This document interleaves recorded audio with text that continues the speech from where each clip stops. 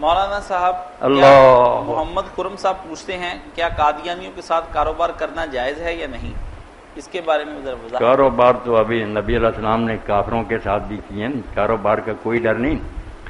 مسئلہ تو یہ ہے کہ یہ کاروبار آہستہ آہستہ اس کا نا سبب بن جائے کہ ان سے محبت کرنے لگے، ان کی زہر آلود باتیں سنتا رہے، پھر دین ایمان ہی اپنا کھو بیٹھے، محتاط رہے۔ جی مصیبت یہ ہے کہ ہمارے پاس اتنا علم نہیں، ہمارے عقیدے ہیں کمزور، وہ ہوشیار لوگ ہیں، ان کے بچے نے باتیں رٹی ہوئی، اس لیے پھنسا لیتے۔